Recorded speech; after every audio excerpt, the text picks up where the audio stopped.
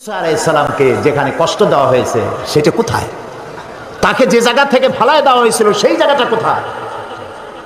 আমাকে সেই সব জায়গা দেখানো হয়েছে যেখানে তার মা হযরত মুসা আলাইহিস সালামকে ছেড়ে দিয়েছিল বাক্সবন্দি করে। বাক্সের মধ্যে বন্দি। আল্লাহ তাকে বলেছেন, মাকে বলেছেন, তুমি মুসার মা, তুমি তোমার বাচ্চাকে বাক্সের মধ্যে বন্দি করে এখান থেকে ফেলে দাও। কারণ ফেরাউন বলেছে যে এই জাতির কোন পুরুষ সন্তানকে আমি বাঁচায় রাখবো না, যেটা হবে সে আমার শত্রু হবে, সব মেরে ফেলো আর মেয়েগুলিকে বাঁচায় রাখো। এটা হলো ফেরাউনের ইচ্ছা, কোন পুরুষ সন্তান বাঁচতে দেবে না। আর আল্লাহর ইচ্ছা মুসা আলাইহিস সালামকে আল্লাহ ওর জমিনে পাঠাবেন। কার ইচ্ছা কার্যকরী হবে? আল্লাহ তাআলা মুসা আলাইহিস সালামকে বানায় ফেললেন। এখন বাঁচবে কেমনে? তারে তো মেরে ফেলবে ফেরাউন। দেখেন অবস্থা। আল্লাহ তাআলা বললেন বাক্সবন্দি করে তারে নদীতে ছেড়ে দাও। মায়ের কয়েকটা কন্যা সন্তান হয়েছে, প্রথম ছেলে মুসা আলাইহিস সালাম, তাকে বাক্সবন্দি করে আল্লাহর হুকুমে নদীতে ফেলে দিলেন। মা কাঁদতেছে, কাটা কবুতরের মতো ছটফট করছে। কলিজার টুকরো সন্তান নদীতে ভাসায় দেওয়া মায়ের জন্য কি অবস্থা বুঝতেই পারে। নদীর স্রোতে ভেসে যাচ্ছে আর তার বোন নদীর পাড় দিয়ে যাচ্ছে, বাক্স যায় কই। ঘটনা কোরআন শরীফে আল্লাহ উল্লেখ করেছেন। আর সেই জায়গাটা আল্লাহ আমাকে দেখার তৌফিক দিয়েছেন। ভাসতে ভাসতে এই বাক্স গিয়ে থামলো ঠিক সেইখানে যেখানে ফেরাউন আর আসিয়া দুজনে বসে পড়ন্ত বেলায় নীল দরিয়ার দৃশ্য দেখতেছে, বাতাস খাচ্ছে, ঢেউয়ের তাল দেখতেছে। বাক্স এসে সেখানে থেমে গেল। ফেরাউন আশ্চর্য হলো, বাক্স এসে থামলো এখানে, দেখো বাক্সে আছে কি, উঠাও বাক্স। বাক্স উঠানো হলো, খুলে দেখে গোলাপের পাপড়ির মতো চেহারা সুন্দর একটি বাচ্চা। ফেরাউন বলছে, এই তো আমার দুশমন, তরবারি আনো, হত্যা করো, আমার দুশমন পেয়ে গেছে। হযরতে আসিয়া বলছেন, ফেরাউন তুমি খোদা না বেহুদা?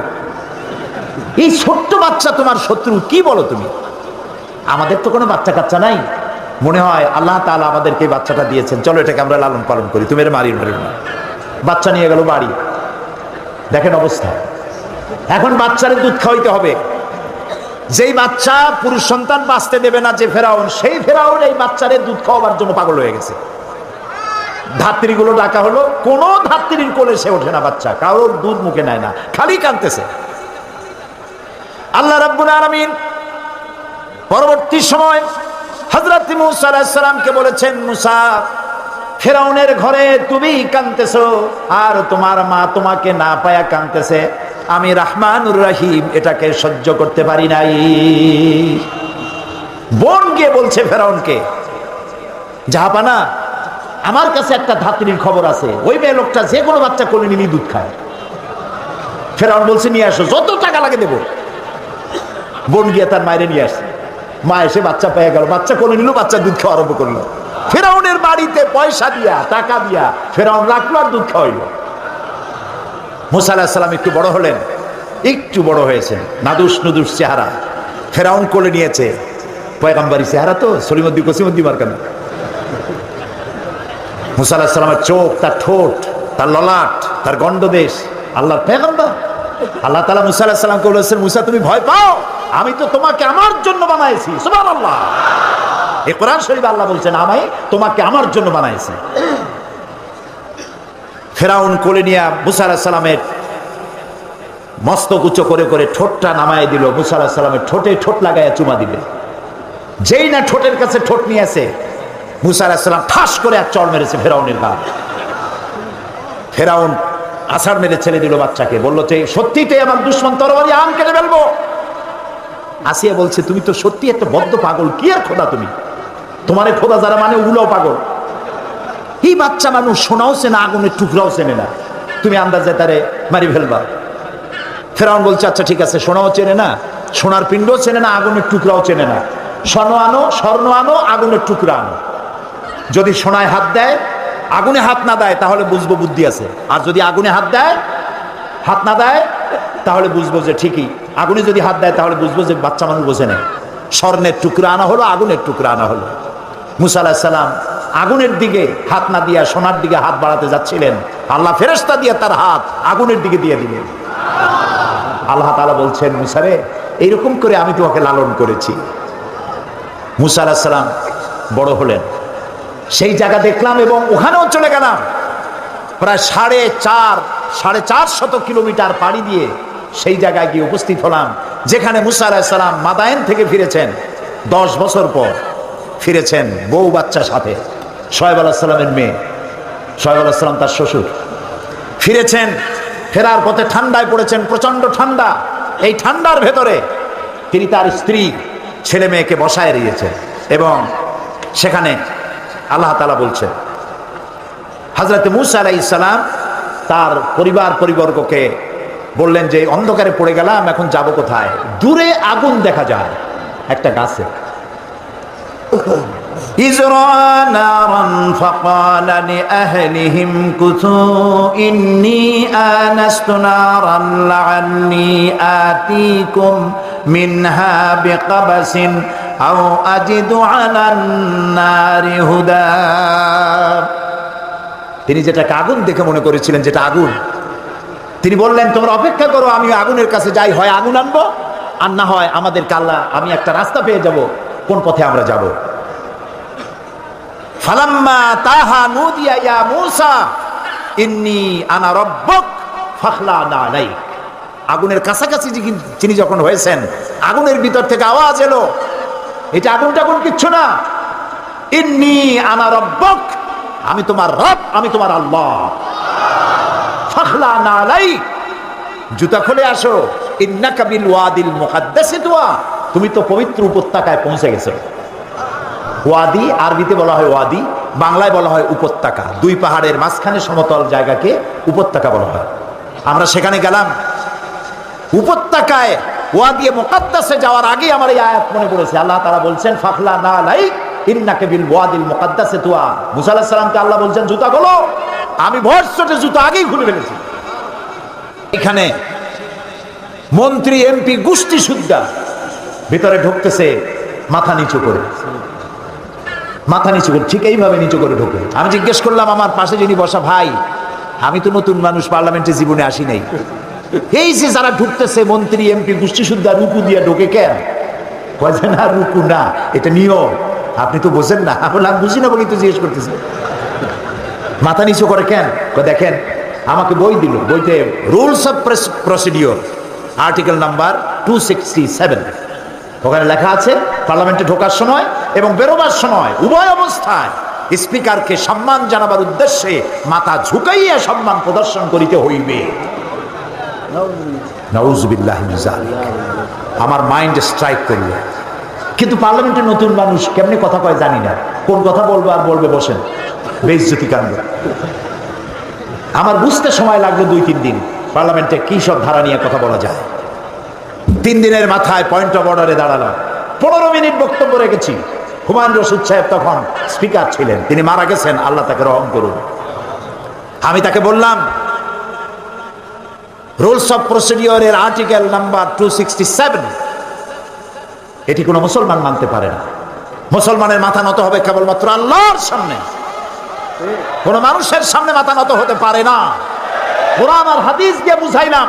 15 মিনিট স্পিকার আমার দিকে তাকিয়ে থাকলেন। 15 মিনিট শেষ হওয়ার পর, বক্তব্য শেষ করার পর তিনি আমাকে বললেন, মৌলানা সাহেব আপনার বক্তব্যের সাথে আমি 100% একমত, কিন্তু আমি তো এইভাবে এটা বন্ধ করতে পারবো না, এই জন্য আপনাকে বিধি মোতাবেক নোটিশ দিতে হবে। নোটিশ কমিটিতে উঠবে, সেখানে আলোচনা হবে, সেখানে আলোচনা সিদ্ধান্ত যেটা হয় সেটা পার্লামেন্টে আসবে, তারপরে আমার রুলিং যাবে। আমি যথাবিহিত নোটিশ দিলাম, আলোচনা হলো। এই আলোচনার পর আমার নোটিশ নিয়ে তদানীন্তন সরকার ডিপ ফ্রিজের মধ্যে আটকাই দিল, আর বের হলো না 5 বছরে। আল্লাহ আবারও আমাকে নির্বাচিত করাইয়া পার্লামেন্টে ঢুকালেন, আর আমার টার্গেট ছিল এটা বন্ধ করতে হবে। এই পার্লামেন্টে এসে আমি আবার এই বিষয় উত্থাপন করলাম, নোটিশ দিলাম, মিটিংয়ে উঠলো, সিদ্ধান্ত হলো বর্তমান পার্লামেন্ট এটা অ্যাকসেপ্ট করেছে, কিয়ামত পর্যন্ত বাংলাদেশ পার্লামেন্টে আর স্পিকারের সামনে মাথা ঝুঁকাইতে হবে না।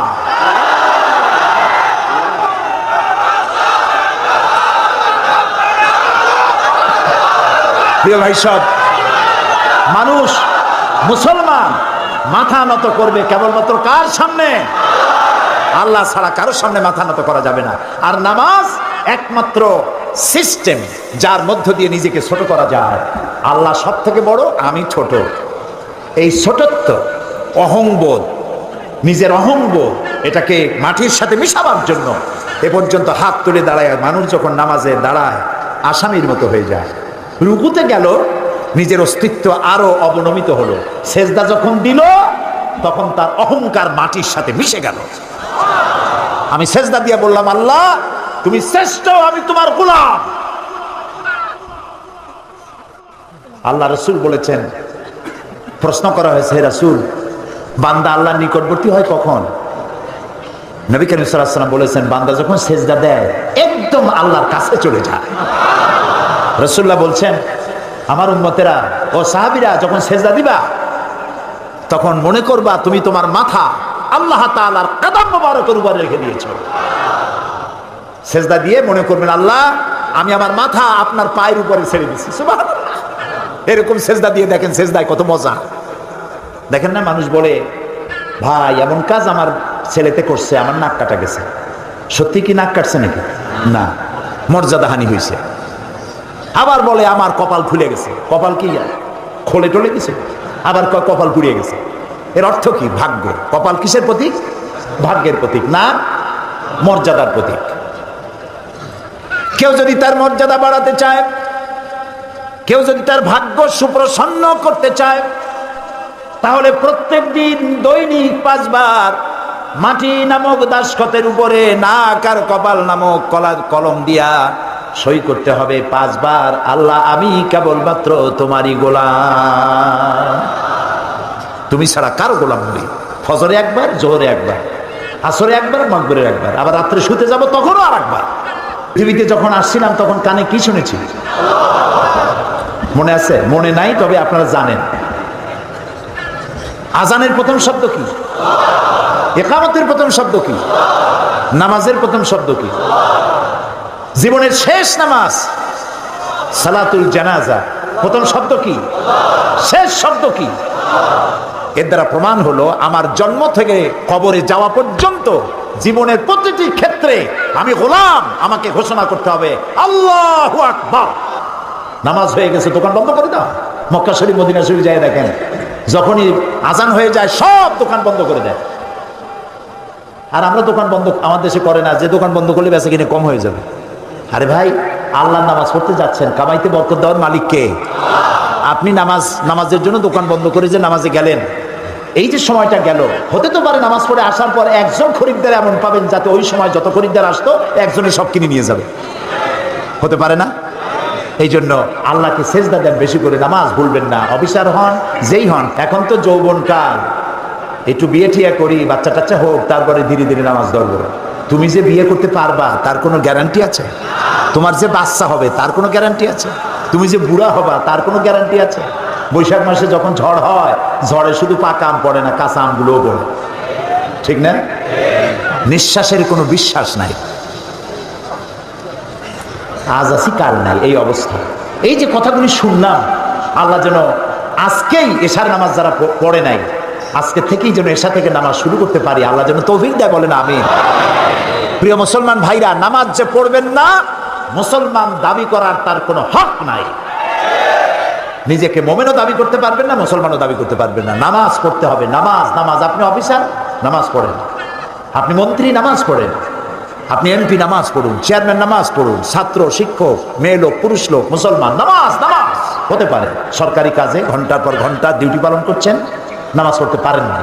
যখনই আপনি সময় পেলেন তখনই নামাজটা আদায় করে নেন, নামাজ ভুলে যাবেন। আচ্ছা, আজকে কি আমরা এই ওয়াদা করতে পারবো যে জীবনে আর নামাজ ছাড়বো না? পারবো? যারা পারবেন কেবলমাত্র তারাই দুটি হাত উঁচু করুন, বলেন ইয়া আল্লাহ, তোমার পবিত্র নামে শপথ করি, কসম করি, ওয়াদা করি, যতদিন পর্যন্ত মালাকুল মউত আমার মাথার কাছে না আসতেছে ততদিন পর্যন্ত ফরজ নামাজ, ফরজ রোজা আর ছেড়ে দেব না, আর ছেড়ে দেব না, আর ছেড়ে দেব না। আমিন ইয়া রাব্বাল আলামিন। হাত নামান। আমি কি জোর করে হাত তুলেছি? আপনারা হাত তুলেছেন, ঠিক না? দেখলেন কে? সাক্ষী কে? তুললেন। জীবনের অতীতের ভুল তাদের মাফ করে দাও এবং ভবিষ্যতে এক ওয়াক্ত নামাজ যেন কেউ ছেড়ে না দেয়, সবাইকে নামাজ আদায় করার তৌফিক দান করো। এই জাতি যদি নামাজি হয়, আল্লাহর রহমত বৃষ্টির মতো নাজিল হতে থাকবে। আল্লাহ রাব্বুল আলামিন বলেন, ওয়ালাউ আন্না হানাল কুরা আমানু ওয়াত্তাকাউ লাফাতাহনা আলাইহিম বারাকাতিম মিনাস সামাই ওয়াল আরদ। দেশের লোকেরা, জনপদের লোকেরা যদি আমার উপর ঈমান আনে আর আমাকে ভয় করার নীতি অবলম্বন করে চলে, দুইটা কাজ। কয়টা কাজ? কে বলতেছে?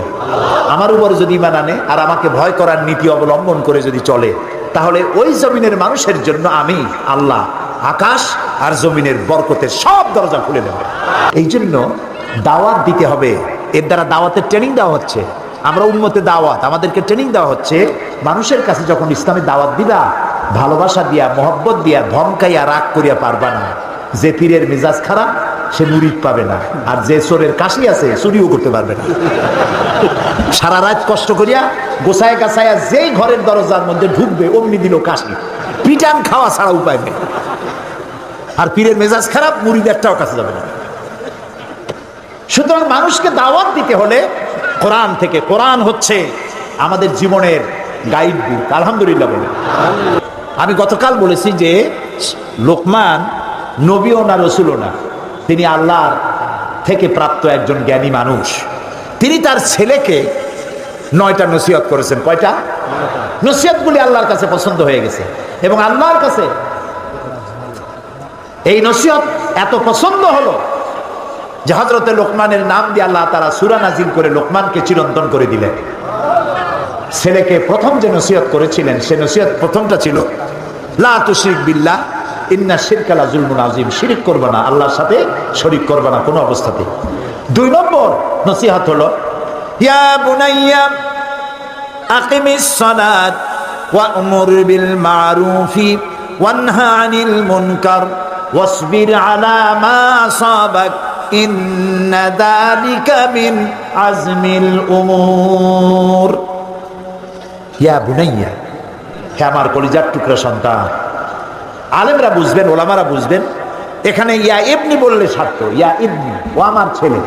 তিনি বললেন কি? ইয়া বুনাইয়া। বুনাইয়া বললেন কেন? ইবনি আর বুনাইয়ার মধ্যে পার্থক্য কি? ইয়া ইবনি, ও আমার ছেলে শোনো, এটাও একটা কথা।